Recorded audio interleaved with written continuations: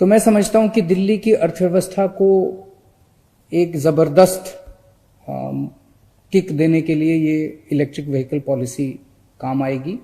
और दूसरा, पोल्यूशन कम करना। पिछले 5 साल के अंदर दिल्ली के लोगों ने मिलके, हम सब लोगों ने मिलके, दिल्ली के 2 करोड़ लोगों ने मिलके पोल्यूशन 25% कम किया। लेकिन हम इससे सेटिस्फाइड नहीं है, हम इससे संतुष्ट नहीं है, पोल्यूशन को और कम करना है। अभी कोरोना के टाइम में हमने देखा कि PM10 और PM2.5 लेवल्स कितने कम हो गए थे। शानदार आसमान दिखाई देता था, साफ सुथरी हवाएं चलती थी। अब जब हम अपनी इकोनॉमी को खोल रहे हैं, हम वापस नॉर्मल जिंदगी की तरफ बढ़ रहे हैं, तो हमें वापस उस किस्म का विकास नहीं चाहिए जो कि प्रदूषण, जिसमें प्रदूषण ही प्रदूषण हो। आइए हम सब लोग मिलकर ऐसी दिल्ली का निर्माण करते हैं जो कि भविष्य की दिल्ली होगी, जिसमें साफ सुथरी हवा होगी, अच्छी सांस ले पाएंगे, जिसमें प्रदूषण नहीं होगा, जो सस्टेनेबल होगी। और उस दिशा में ये पॉलिसी, इलेक्ट्रिक व्हीकल पॉलिसी काम करेगी, जो प्रदूषण को कम करेगी, हमारी अर्थव्यवस्था को बूस्ट करेगी और लोगों के लिए जॉब्स। फिलहाल ये पॉलिसी 3 साल के लिए है, 3 साल के बाद इसको रिव्यू भी करेंगे। लेकिन अगर इन 3 साल के अंदर भी अगर कोई जरूरत पड़ी तो समय समय पे इस पॉलिसी को हम बदलते भी रहेंगे।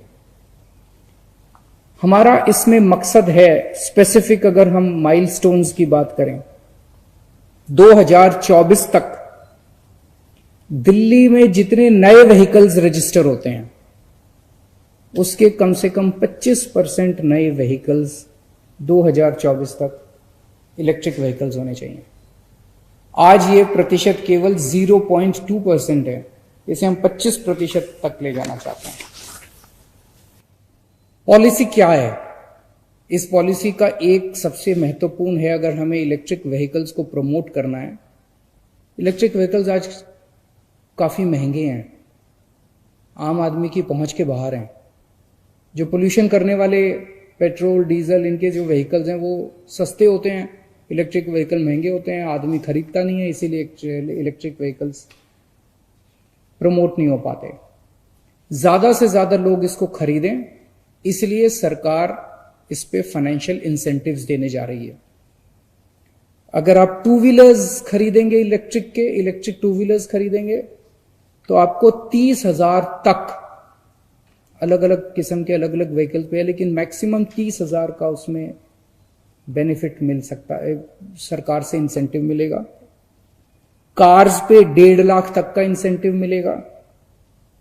ऑटो रिक्शाज पे 30,000 तक का इंसेंटिव मिलेगा। ई रिक्शाज पे 30,000 रुपए तक का इंसेंटिव मिलेगा। और जो मालवाहक हैं, फ्रेट व्हीकल्स हैं, उस पे 30,000 तक का इंसेंटिव मिलेगा। ये जितने इंसेंटिव्स है, एक केंद्र सरकार की स्कीम है। केंद्र सरकार की स्कीम को कहते हैं फेम इंडिया फेज 2 स्कीम। उस स्कीम में भी काफी इंसेंटिव्स मिलते हैं। जो इंसेंटिव मैंने बताई है उसके एडिशन में है। केंद्र सरकार तो देगी, अगर आप कोई इलेक्ट्रिक व्हीकल खरीदेंगे केंद्र सरकार भी आपको इंसेंटिव देगी। हमने जो भी अभी बताया 30,000, 50,000, ये उससे ज्यादा है। एक हम स्क्रैपिंग इंसेंटिव भी दे रहे हैं। बहुत सारे ऐसे लोग हो सकते हैं जिनके घर में अभी पोल्यूटिंग व्हीकल है, पेट्रोल का व्हीकल है, डीजल का व्हीकल है। वो सोचता है यार मैं इसका क्या करूंगा। तो अगर आप एक्सचेंज करते हैं, अपने पुराने व्हीकल को नए व्हीकल से एक्सचेंज करते हैं, तो उसमें आपको स्क्रैपिंग इंसेंटिव दिया जाएगा, ताकि आप जो नया व्हीकल खरीद सकते हैं वो और भी सस्ता हो जाए।